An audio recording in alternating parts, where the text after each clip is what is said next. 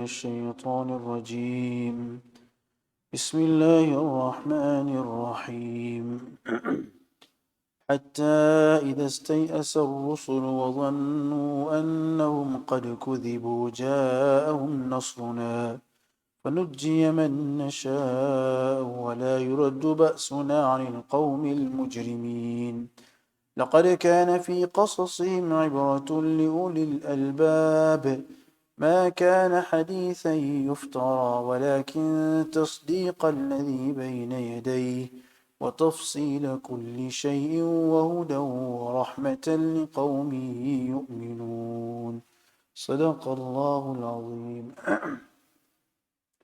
Respected brothers and my dear young friends, these are the last two verses of Surah Yusuf, where Allah subhanahu wa ta'ala mentions that حتى إذا استيأس الرسل, until the time came when the Rasul were in despair, وظنوا أنهم قد كذبوا, and they thought that they were wrong in their estimation. جاءهم نصرنا, our help came to them. فنجي من نشاء, then we saved those whom we willed.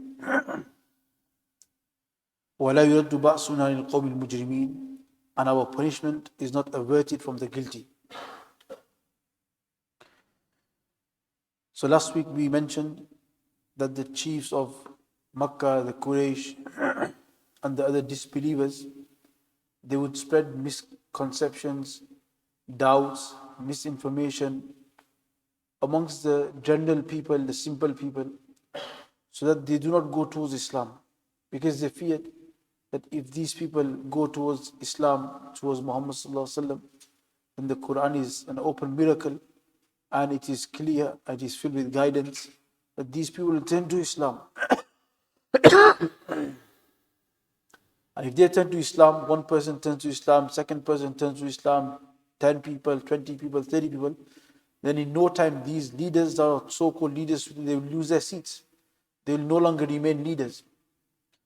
So one of the other misconceptions that they were spreading amongst the people was that Rasulullah sallallahu alaihi wasallam was telling the people that accept Islam, bring Iman, and you will be successful. You will be successful in this world and in the hereafter as well. You will get eternal success.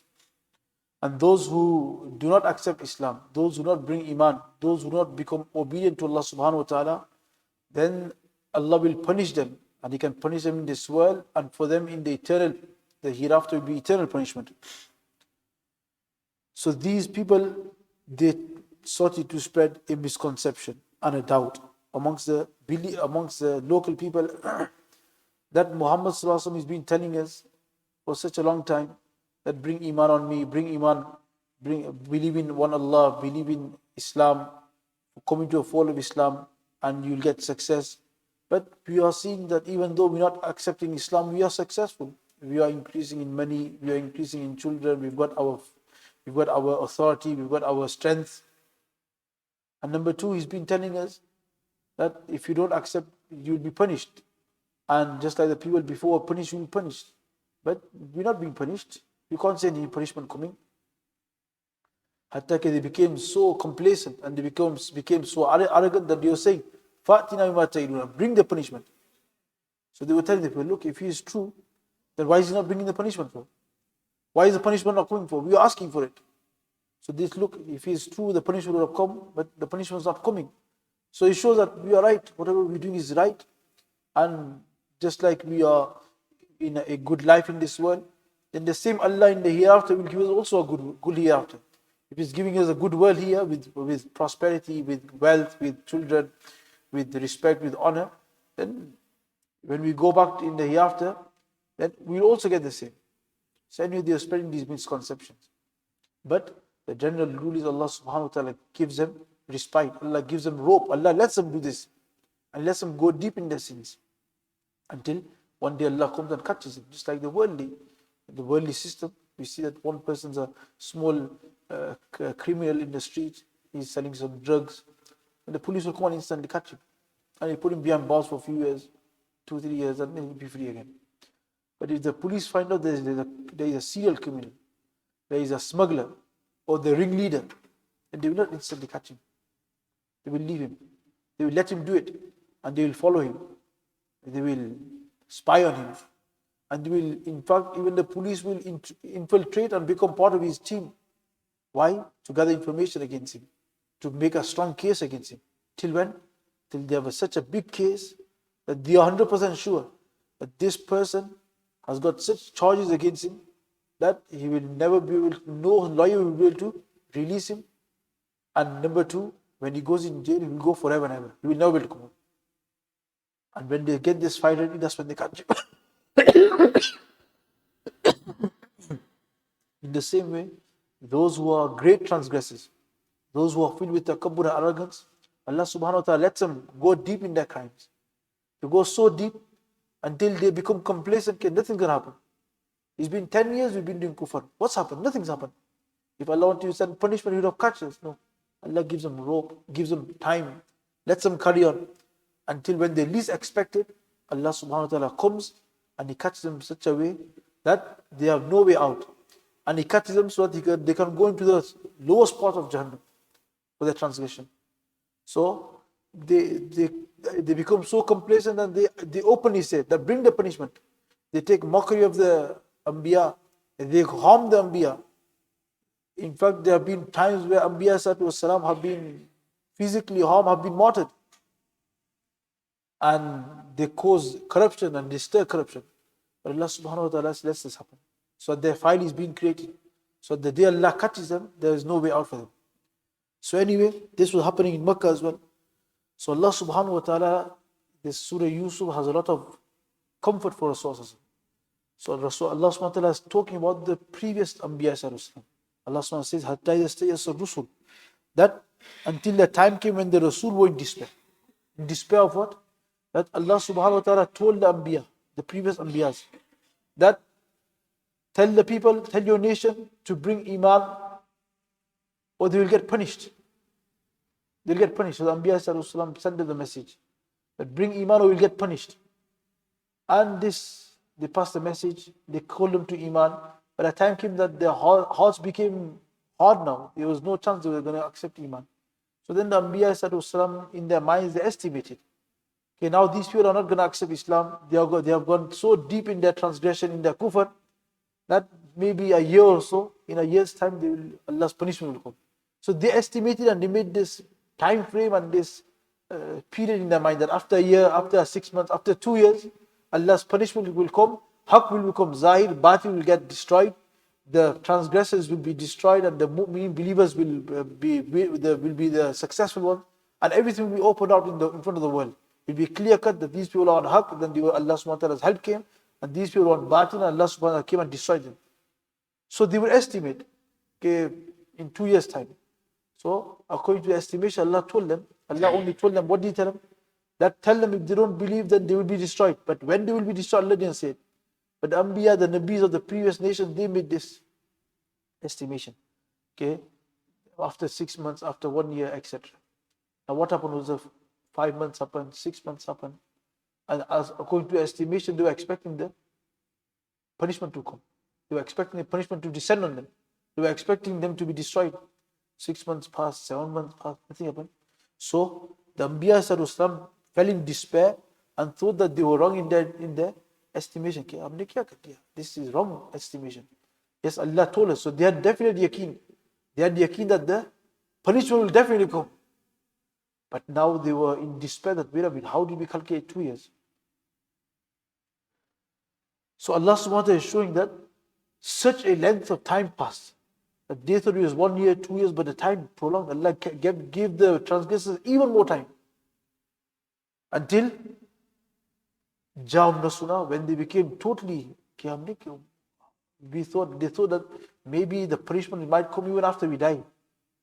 When they were at the lowest, at that time Allah's help came. And He destroyed them. So Allah subhanahu wa ta'ala is giving Rasulullah comfort that let them say what they want to say. The previous Anbiya sallallahu, they waited a very long time. They waited years upon years. For Rasulullah, he had to wait how many years? 10, 15 years. And in Badr, Allah subhanahu wa ta'ala opened up. Ja'al haq wa zaq al batil. In Badr, the mushriks of Makkah, the chiefs came, Abu Jahl came, and Umayyah bin Khalaf came. and all these chiefs were destroyed. And Allah's wa'da became true. So Allah was trying to giving him comfort. Okay, don't worry, let them say what they want. Our help will definitely come.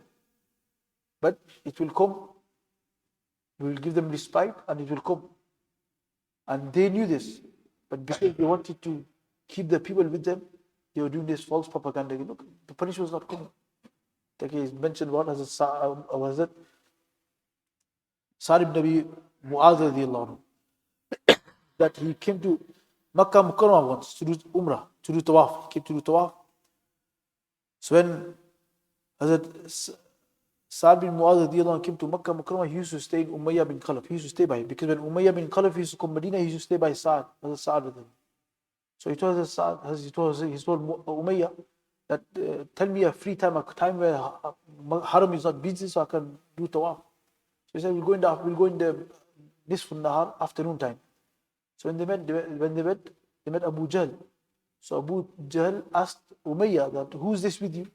So this is Sa'd from Medina. So is he the one that has given Muhammad Sallallahu Alaihi Wasallam and his followers Panah? Is he the one that has given them refuge? So he goes, then he said some harsh words towards it. Sa'd got angry, and he also replied and got angry at Abu Jahl. So when Umayyah saw this, he told Hazrat Sa'd bin Mu'adh that don't raise your voice in front of Abu Jahl. He is the Sardar of this valley, he is the Sardar of Makkah, don't raise your voice. So Rasulullah, Hazrat Sa'd bin Mu'adh radiallahu anhu turned to Umayyah, and when he turned to Umayyah, he said that, do you know that, shall I tell you something? I have heard Muhammad Sallallahu Alaihi Wasallam saying that he's going to kill you. But he heard this. When he heard this, he went straight back home and he told his wife. And he said, فَفَزِئَ فَزْعًا شَدِيدًا. He became very, very scared. Okay, have you heard that Sa'd came and he told me, he had a bit of an argument with Abu Jahl, and he said, Muhammad is going to kill me. Why did he get scared for? In the hadith, in the Shara, he said, because أنه قال والله ما يكذب محمد إذا حدث. Muhammad Sallallahu Alaihi Wasallam never lies when he says it, when he says something. So they knew when Rasulullah said punishment will come, they knew it's true. But they were scared that if we say that it is true, then people will start to move away. So Allah Subhanahu wa Ta'ala is saying that don't worry, the punishment will come. Haqq will always become zahir. Haqq will always become apparent. And batil will always go. Kufr will always have to go. And when Allah Subhanahu wa Ta'ala jawab nasuna, then Allah Subhanahu wa Ta'ala's help comes. And when Allah Subhanahu wa Ta'ala's help comes, what happens? فَنُجِّيَ مَن نَشَاءُ. Then we save those whom we will. Whoever we want to save, believers, we will save them. وَلَا يُرَدُّ بَعْصُنَا الْقَوْمِ الْمُجْرِمِينَ. And the punishment will not be averted from the guilty, from the transgressors. They will not be saved. The punishment will definitely come on them, on each and every single one.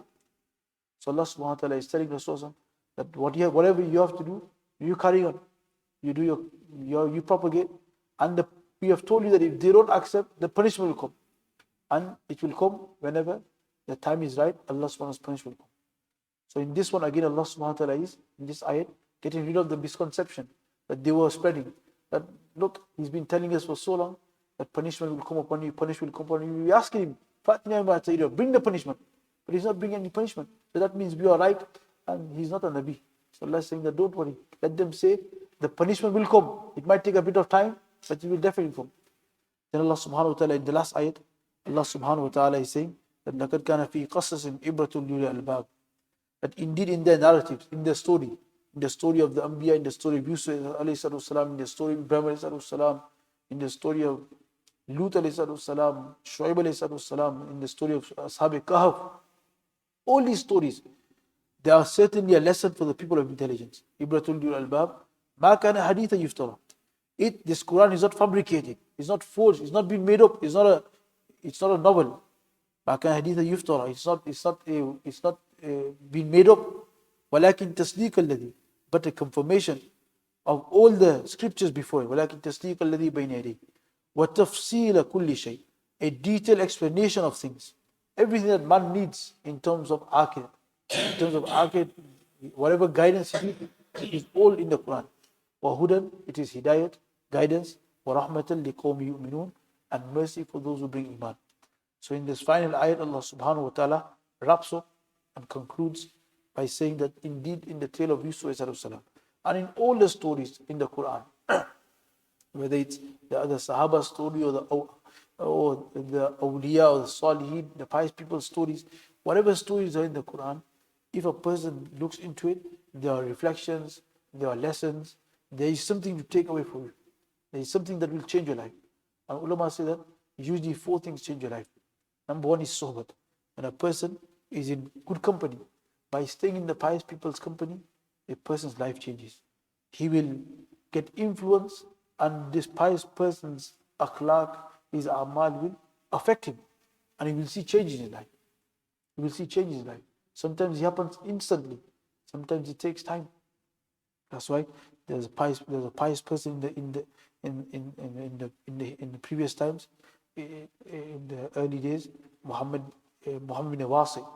So people used to say that when we used to kuntu idha wahantu aw kasaltu fil ibadah, whenever we used to feel lazy or we used to feel a bit slack in ibadat, then nadartu ila Muhammad. All we used to do was look at Muhammad. We used to go and look at Muhammad bin Wasi. فَنَشَّدْتُ فِي الْعِبَادَةِ أُسْبُوعٍ. Then we would become charged up and energy would come for weeks. So it's company. That's why once I was just reading a couple of weeks ago what Hazrat Dr. Abdullah Arif Rahmatullah.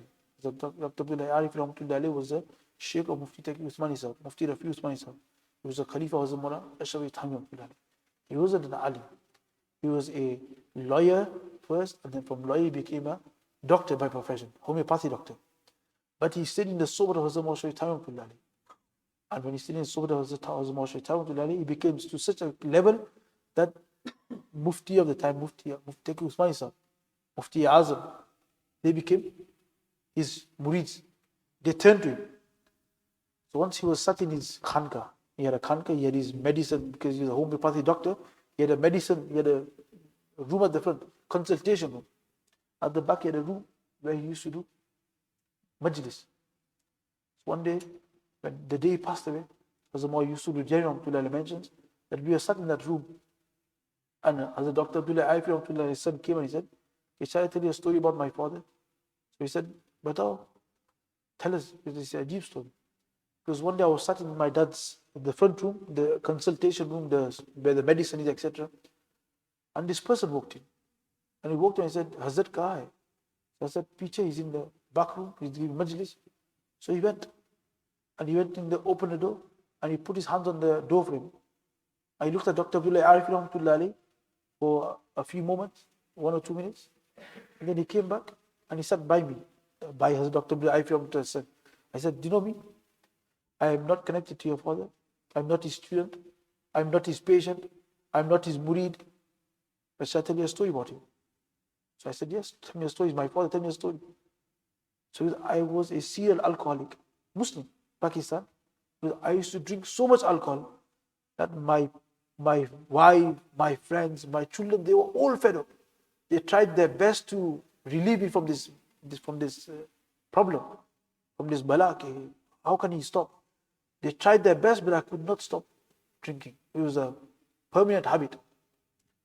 It just so happened that once in our area there was a wedding. And in the wedding, I was invited. So when I went to the wedding, before me, Dr. Abdullah Arif Rahmatullah had already come. And he had sat in his place. And he was doing majlis, and just like the majlis is going now, is nice, is hot and heated and brimming. The Hazrat is giving his words of wisdom. The same in the wedding. He was talking and he was doing a bayan, and everyone was listening, glued on. Sab sun rahe. And I opened the door and I walked in. And when I walked in, Dr. Arif Rahmatullah stopped his bayan. When he stopped his bayan, he started looking at me and he started gazing at me. And he followed me until I came and I sat down. And he didn't move his gaze off me. Mustaqil, he kept looking at me. And when I sat down, then he carried on talking. Because he had to look at me. From that day till today, I've never drunk a sip of alcohol. Unki nigah was so powerful that him looking at me changed my life. So ulama say when a person wants to change his life, number 1 is sohbat salih. When a person goes in good sohbat, life will get changed. Number 2 is muwaqat. Muwaqat is you make a brother. You tell somebody, you're a good pious person, okay, you're my brother. Ikhwan fi tariq. And if you see something wrong in me, you tell me. If you see something I'm doing wrong, then tell me that you need to avoid this. And I will see it when a person has a partner, inshallah, slowly, they will tell each other, Al-Mu'minu mir'atul mu'min. Hadith Sharif. A person, a believer is a mirror to another believer. He'll tell you, "Bhai, this is your mistake. You need to topple this, you need to sort this out, you need to avoid this." So the second thing is you find somebody, a decent believer, muttaqi, and you become friends with him. And you tell him, if you say anything wrong, you tell me. Number 3 is muhasabah. Muhasabah, you sit in a room, in the corner, and ponder upon your life. Okay, where am I going? How far am I from my destination? How far am I from Jannat? How obedient I am to Allah? How much disobedience is there in my life? The person ponders, his whole book will open up to him. Then he will be able to realize, in my life, I'm praying namaz, I'm giving zakat, I'm not leaving this given. I'm praying namaz, I'm doing tasbih every day, I'm sitting in talim, but I'm misusing my phone. So then he'll be able to realize. But until you don't do muhasabah, until you don't audit yourself, like a business is running really well, but they don't do account, they don't do no auditing. End of the year, they don't know that are we in profit or loss. By the looks of it, looks like there's a lot of money, but then they seek you, they're buying goods in at an expensive price, the delivery price is too much, there's money going from the till, people are stealing. But until they don't do any accounting, will they find out? You have to do accounting first. In the same way, we need to start doing accounting in our life. Okay, how much good am I doing and how much evil am I doing? And the last one is wa'az bil ghayr. Wa'az bil ghayr is when you see somebody else doing something wrong, you see somebody else arguing and fighting with somebody, what does it look like? Everyone looks at him, he's gone red, he's screaming, it doesn't look nice. So when it doesn't look nice on him, what should you do? You should make sure you refrain from this. You see somebody walking in the street, doing a wrong thing, then you know the people look about it, they think, what's he doing? So if I do the same, what will people think about me? So we shouldn't do this. So this is 4 ways that a person can change his life. So anyway, Allah subhanahu wa ta'ala says that لَقَدْ كَانَ فِي قَصَّمْ إِبْرَةٍ, that indeed in the story of the Quran there is ibrat, lulil albab, for the intelligent people. Aqalman. So everyone has aqal. But aqal has his job. What's the job of aqal? To understand and to realize and to ponder. But if a person doesn't use the aqal, then will you be able to take benefit? So to take benefit, a person needs to use the intellect. He has to apply his mind to the Quran. He has to understand properly. When he understands properly, then inshallah, Allah subhanahu wa ta'ala will open up the lessons in the Quran. You will take benefit. So for us generally it's hard to take direct benefit. That's why there is Dars al-Quran, Talim takes place, Hadith lessons take place. From these we can derive lessons. Ma kana haditha yuftara. Allah subhanahu wa ta'ala says that this is not a fiction. This is not a fabricated book. This is divine. This is from Allah subhanahu wa ta'ala. This is from the skies. This is Allah subhanahu wa ta'ala's book. And this is a claim that Allah is making. Ma kana haditha yuftara. That this kitab is not made up. It's not fabricated. Nobody will write it. Why? Because the whole Quran is evident. The whole Quran is filled with hikmah, with wisdom, with lessons. So such a book cannot be forged. Such a book cannot be fabricated. So Allah subhanahu wa ta'ala is making a claim. Maka haditha yuftara. This kitab was not just made up. It's not a novel. In fact, it is divine. It is sent by Allah. And why is it divine? Because walakin tasdeeq alladhi bayna yaday, it affirms and it confirms to previous scriptures. That whatever was in the Tawrat, whatever was in the Injil, whatever was in the Zabur, in terms of the fundamentals, in terms of the basic principles, in terms of Allah's Tawheed, in Akhir, in Risalat, in Barzakh, in Qabr, in Jannah, etc. All these things are also in the Quran Sharif. So if a book if it was made up, why would it be according to? So it affirms, it's in line with everything. Whatever them kitabs have said, the Quran is in confirmation with it. That yes, Akhirat, Allah's Wahdaniyat, Risalat, so all these lessons, walakin tasdeeq alladhi, so it is confirming and it is affirming all the previous scriptures. Wa tafseela kulli shay, and it is clear and detailed account of everything. In the Quran, it is complete, it's a complete manual. It is a complete book of guidance and laws of Allah subhanahu wa ta'ala. And it is filled wa tafseela kulli shay, it is clear and detailed account of everything. Everything meaning, not everything of meaning this world, everything to do with Akhirah, everything to do with aqaid, akhlaq, ibadah, anything for you that will take you to Jannat, everything will be found in the Quran. If somebody wants guidance for Jannat, to get to Allah subhanahu wa ta'ala, to get close to Allah, where will he find it? The Quran. Wa tafseela kulli shay, guidance for everything, it is clear and detailed about everything, meaning for Akhirah, not for dunya. You can't look in the Quran to see how to make money. The Quran is not for that purpose. The Quran is not to how to cook food. You can't find these things. This is worldly things. But those things that are connected with the Akhirah, everything will be found in the Quran. In terms of guidance, in terms of akhlaq, a'mal, ibadat, everything is in there. For tafsir kulli shay wa hudan, and it is guidance. Whoever takes it, whoever acts upon it, for him will be guidance. And when it becomes guidance, then wa rahmatan liqawmin yu'minun, then it is a means of mercy for the nation who believe in Allah subhanahu wa ta'ala. It is rahmat. When a person accepts the Quran, he believes in the Quran, does amal according to the Quran, then inshallah in his life he'll see rahmat. Allah subhanahu wa ta'ala, when a person believes on Allah subhanahu wa ta'ala's promise for him Jannat in Akhir, but in dunya there is no promise for anything. There is no promise that if you act upon the Quran then you become a millionaire, you'll have a very good house, luxury house. No.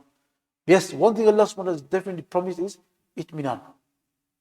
That no matter whatever situation you're in, Allah subhanahu wa ta'ala will give you a heart contentment. You will be living, there will be fear around everywhere, but your heart will be mutmain, Allah will save.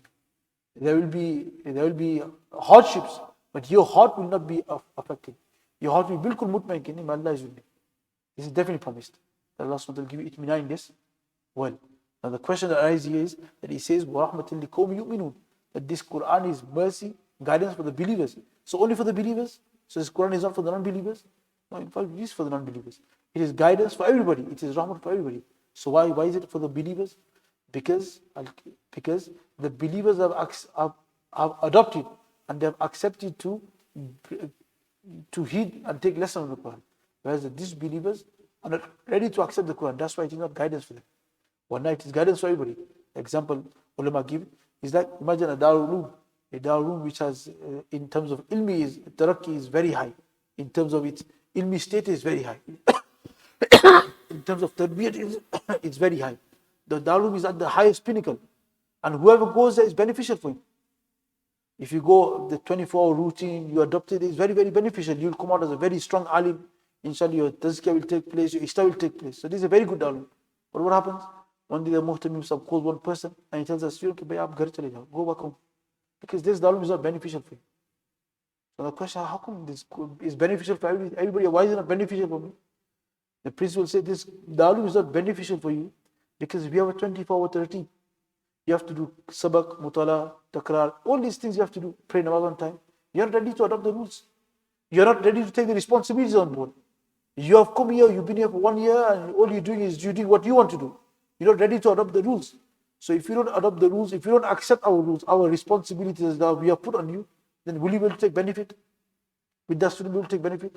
You will not be able to take benefit. That's why the Muhtamim says, this Darul Uloom is not beneficial for you. In the same way, the Quran Sharif is beneficial for every person. But what does he have to do? He has to Quran manna parega. He has to accept that the Quran is Allah's word. And number two, he has to do amal according to it. Whoever does amal, whoever accepts the Quran and does amal according to the Quran, then this Quran will be guidance for him and it will become a means of mercy for him. And who does this? Only the believers do this. The believers, they accept the Quran, that this is the word of Allah, and once they get the Quran, then they also act upon it. So the Quran becomes a means of guidance and hidayat for them and mercy for them. And as for the disbelievers, they're not ready to accept the Quran. So when they're not ready to accept the Quran, it's like they're not ready to adopt the rules like that student went to a Darul Uloom is not ready. So will that Darul Uloom be beneficial for you? No, the Darul Uloom will be beneficial for everybody that comes who decides to adopt the rules and take on board the responsibilities. And those who come to a Darul Uloom and they don't take on the responsibility and don't adopt the rules, that Darul Uloom will not be beneficial for them. In the same way, those who believe in the Quran, accept the Quran, and do amal according to the Quran will be a means of benefit, guidance, hidayat, and rahmat for you. So Allah subhanahu wa ta'ala wraps this last ayat up saying that the Quran is beneficial and it's an eye-opener for us. Okay, number one, just like Allah subhanahu wa ta'ala can catch the transgressors for their sins, and when He catches them very severely, that there is no way out. In the same way as believers, if we also sin and we carry on sinning, then Allah can also catch us. Although He won't catch us as severe as them, but He can catch us. So it is our duty that we always keep this in mind, that Allah is Ghafur Rahim, but at the same time, He is very severe in punishment as well. So if there is wrong in our life, then for us, we need to understand the Quran and try to rectify these things before it's too late. And number two, we need to adopt whatever the Quran says. We need to believe it. We all believe in it, but we need to get that extra push and get the amal on track. When these two things are there, then you will see rahmat in your life. You will see barakat in your life. You will see Allah will guide you. Allah will guide you in such ways that you did not even realize. Allah will guide you on every step. And Allah subhanahu wa ta'ala ends on this. It's so useful. It's filled with so many lessons. Alhamdulillah, over the past year or so, we've been going through it. May Allah subhanahu wa ta'ala accept what's been mentioned, what's been said. May Allah subhanahu wa ta'ala forgive any shortcomings and any mistakes that have been that have happened. Allah accept it from us and make it a means of our Sarkar Jariya, a means of guidance for many as well. Inshallah, we hope to continue as well. This will carry on continuing on every Wednesday, inshallah. So next week, inshallah, we'll see the mashwar some ulama, and inshallah, we'll carry on from there. Allah subhanahu wa ta'ala grant you all Jazaak khair for also participating, because when you participate, you also get some strength that Alhamdulillah, somebody is coming and somebody is taking benefit. Allah subhanahu wa ta'ala accept our coming, our listening, our understanding also. Subhanallah, subhanallah,